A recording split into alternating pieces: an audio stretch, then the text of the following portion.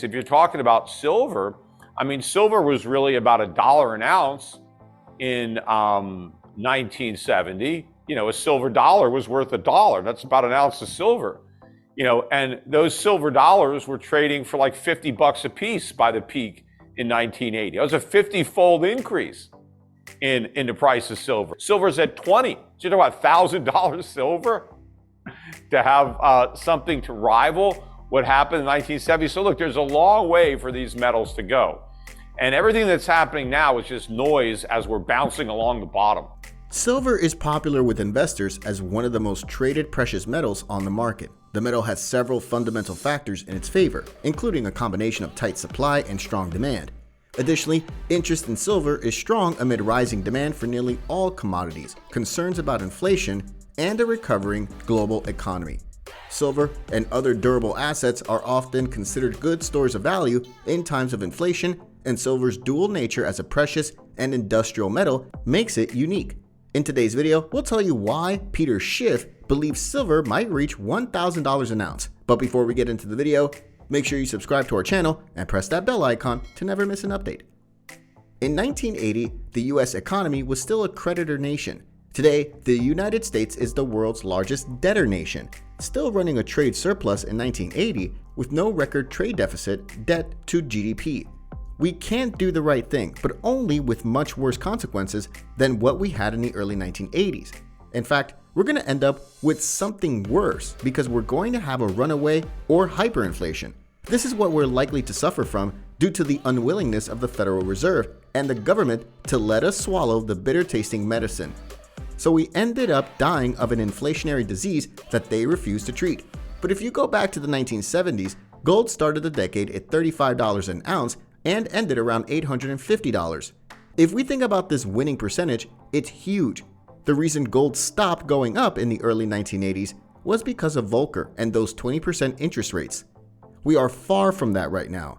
Gold is closer to 1970 than 1980 in terms of its position in the cycle, and so this is going to be an explosive rally that will rival the percentage gains.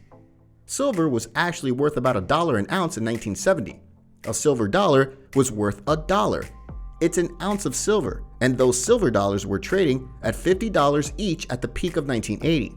That was a 50-fold increase in the price of silver. These metals still have a long way to go, and all that is happening now is just noise as we bounce off the bottom. The recession will be with us for many more quarters, in fact, probably for many more years, and therefore, the unemployment rate will increase much more. But meanwhile, the unemployment rate, the official rate, understates the number of people who are out of work. People need 2 or 3 jobs to pay the bills. And again, this is not a sign of a strong job market. If we had a strong job market, you wouldn't need 3 jobs. 1 would be fine. In fact, if we really had a strong job market, workers would get raises. That's really what defines a strong market. So if inflation is 5%, you get a 10% raise. What is happening now is that inflation is 9%, and people are getting a 4 or 5% raise. That's a 5% cut. The price of silver made waves in 2020 when it topped $20 an ounce for the first time in 4 years. Despite the volatility, the precious metal has managed to hold solidly above this level in 2022.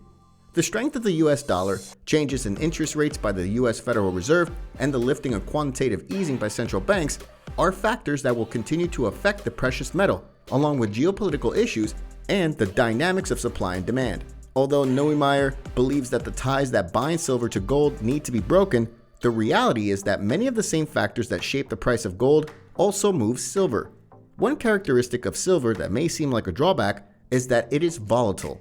This is because the silver market is much smaller than the gold market, which subjects silver to more price fluctuations than gold.